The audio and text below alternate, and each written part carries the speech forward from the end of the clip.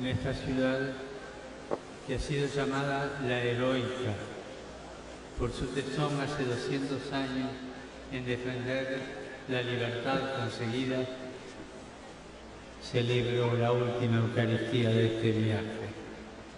También desde hace 32 años, Cartagena de Indias es en Colombia la sede de los derechos humanos, porque aquí como pueblo se valora que gracias al equipo misionero formado por los sacerdotes jesuitas Pedro Claver y Corberó, Alonso de Sandoval y el hermano Nicolás González, acompañados de muchos hijos de la ciudad de Cartagena de Indias en el siglo XVII, nació la preocupación por aliviar la situación de los oprimidos de la época, en especial la de los esclavos, por quienes clamaban por el buen trato y la libertad.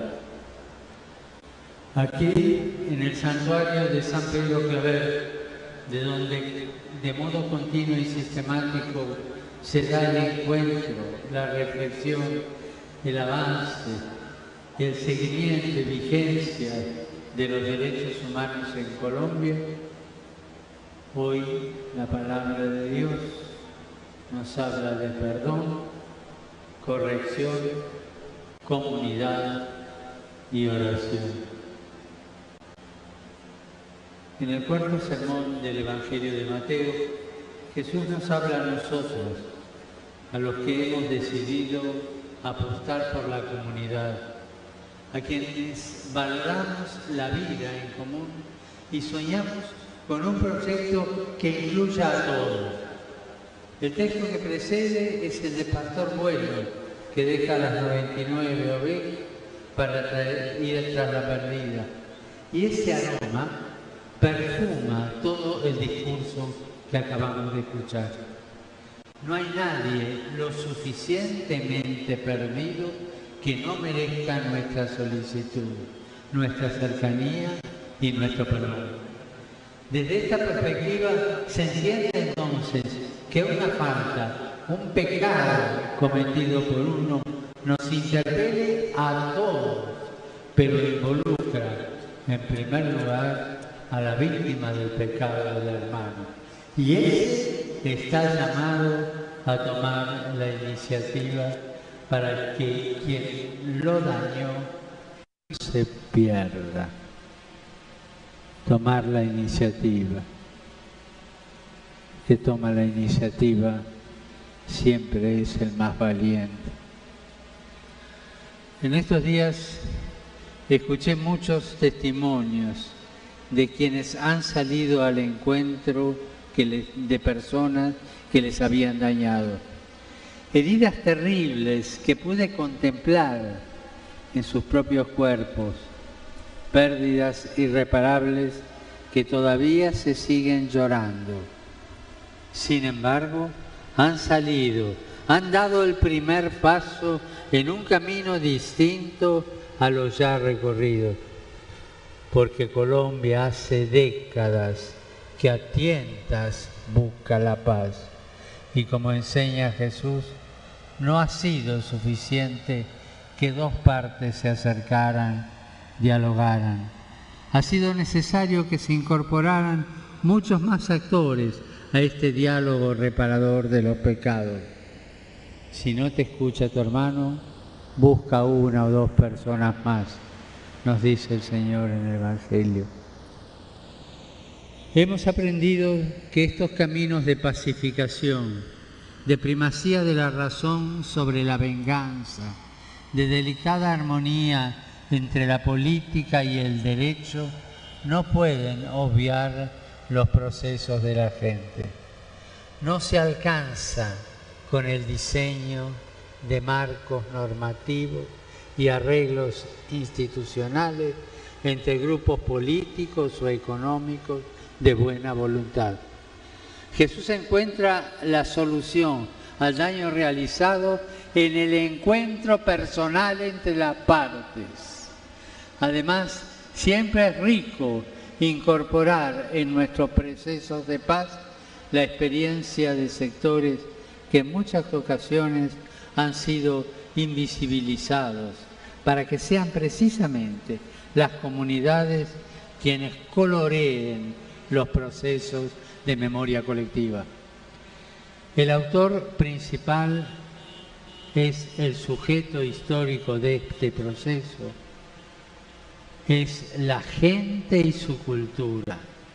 No es una clase, una fracción, un grupo, una élite.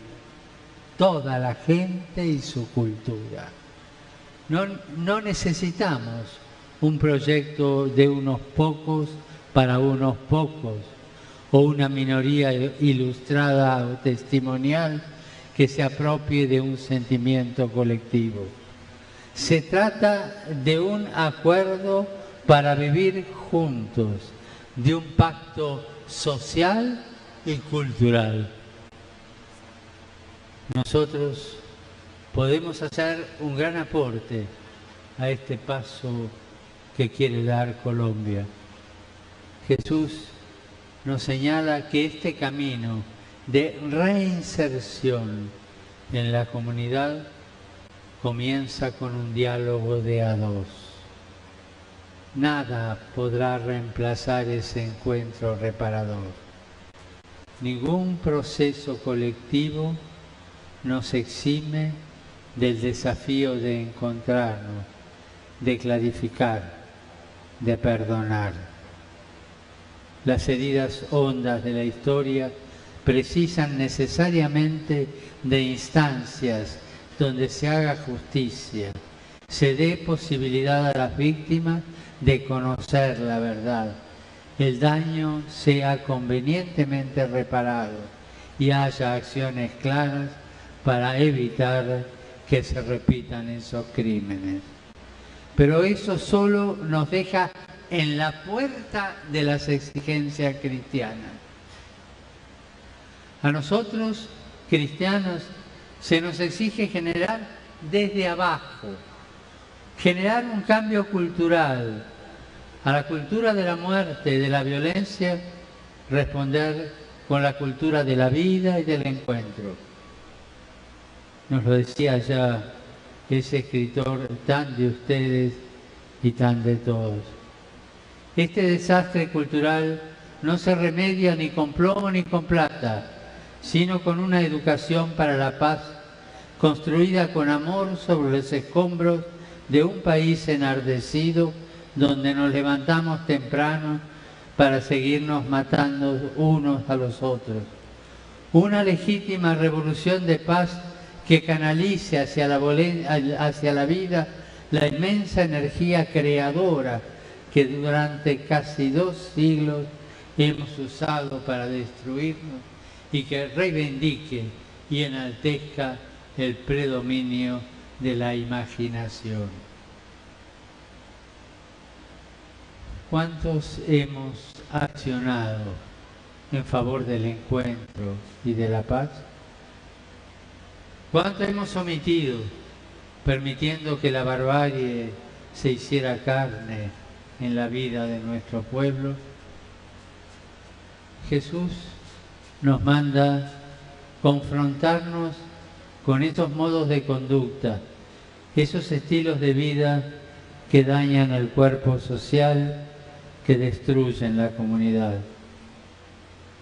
¿Cuántas veces se normalizan, se viven como normales, procesos de violencia, exclusión social, sin que nuestra voz se alce ni nuestras manos acusen proféticamente? Al lado de San Pedro Claver había millares de cristianos, consagrados muchos de ellos, pero solo un puñado inició una corriente contracultural de encuentro. San Pedro supo restaurar la dignidad y la esperanza de centenares de millares de negros y de esclavos que llegaban en condiciones absolutamente inhumanas, llenos de pavor, con todas sus esperanzas perdidas. no poseía títulos académicos de renombre. Más aún, se llegó a afirmar que era mediocre de ingenio, pero tuvo el genio de vivir cabalmente el Evangelio, de encontrarse con quienes otros consideraban solo un desecho. Siglos más tarde, la huella de este misionero y apóstol de la Compañía de Jesús fue seguida por Santa María Bernarda Butler, que dedicó su vida al servicio de pobres y marginados en esta misma ciudad de Cartagena. En el encuentro entre nosotros redescubrimos nuestros derechos, recreamos la vida para que vuelva a ser auténticamente humana. La casa común de todos los hombres debe continuar levantándose sobre una recta comprensión de la fraternidad universal y sobre el respeto de la sacralidad de cada vida humana, de cada hombre y de cada mujer, de los pobres, de los ancianos, de los niños, de los enfermos, de los no nacidos, de los desocupados, de los abandonados, de los que se juzgan descartables porque no se los considera más que números de una u otra estadística. La casa común de todos los hombres debe también edificarse sobre la comprensión de una cierta sacralidad de la naturaleza creada. También Jesús, en el Evangelio, nos señala la posibilidad de que el otro se cierre, se niegue a cambiar, persista en su mal. No podemos negar que hay personas que persisten en pecados que hieren la convivencia y la comunidad. Pienso en el drama lacerante de la droga, con la que algunos lucran despreciando las leyes morales y civiles. Este mal atenta directamente contra la dignidad de la persona humana y va rompiendo progresivamente la imagen que el Creador ha plasmado en nosotros. Condeno con firmeza esta lacra que ha puesto fin a tantas vidas y que es mantenida y sostenida por hombres sin escrúpulos.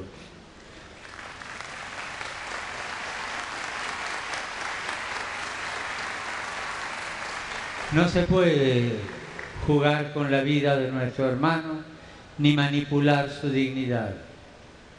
Hago un llamado para que se busquen los modos para terminar con el narcotráfico, que lo único que hace es sembrar muerte por doquier,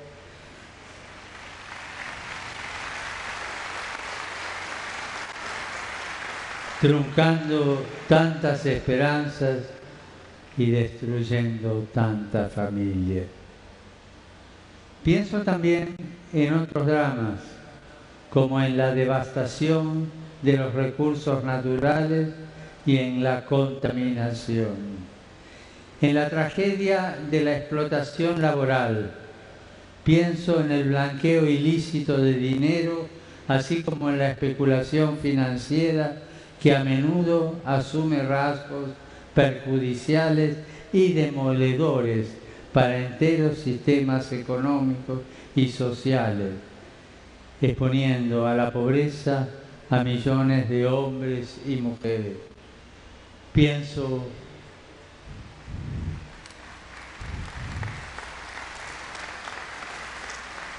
en la prostitución que cada día cosecha víctimas inocentes, sobre todo entre los más jóvenes, robándoles el futuro.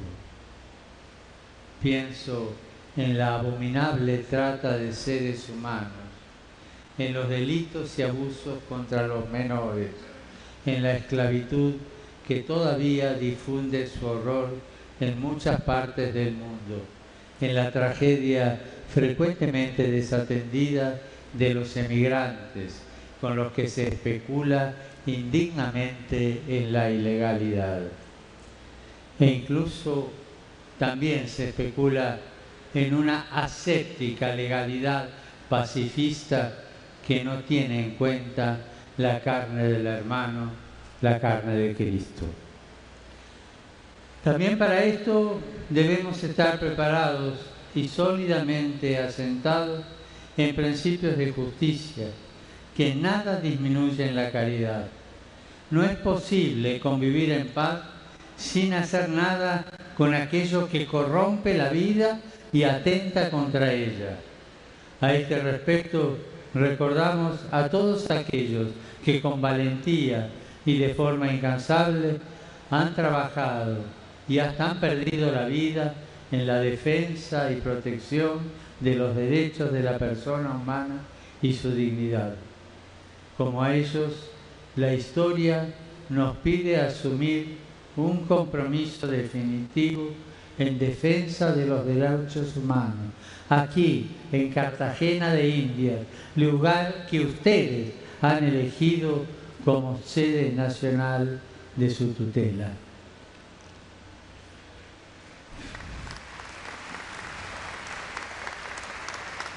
Finalmente, Jesús nos pide que recemos juntos, que nuestra oración sea sinfónica, con matices personales, diversas acentuaciones, pero que alce de modo conjunto un mismo clamor. Estoy seguro de que hoy rezamos juntos por el rescate de aquellos que estuvieron errados y no por su destrucción, por la justicia y no la venganza, por la reparación en la verdad y no el olvido. Rezamos para cumplir con el lema de esta visita: demos el primer paso, y que este primer paso sea una dirección común. Dar el primer paso es, sobre todo, salir al encuentro de los demás con Cristo, el Señor. Y Él nos pide siempre dar un paso decidido y seguro hacia los hermanos, renunciando a la pretensión de ser perdonados sin perdonar, de ser amados sin amar. Si Colombia quiere una paz estable y duradera, tiene que dar urgentemente un paso en esta dirección, que es aquella del bien común, de la equidad, de la justicia, del respeto de la naturaleza humana y de sus exigencias. Solo si ayudamos a desatar los nudos de la violencia, desenredaremos la compleja madeja de los desencuentros. Se nos pide dar el paso del encuentro con los hermanos, atrevernos a una corrección que no quiere expulsar, sino integrar. Se nos pide ser caritativamente firmes en aquello que no es negociable. En definitiva, la exigencia es construir la paz, hablando no con la lengua, sino con manos y obras, y levantar juntos los ojos al cielo. Él es capaz de desatar aquello que para nosotros parece imposible. Él nos prometió acompañarnos hasta el fin de los tiempos, y Él no va a dejar estéril tanto esfuerzo.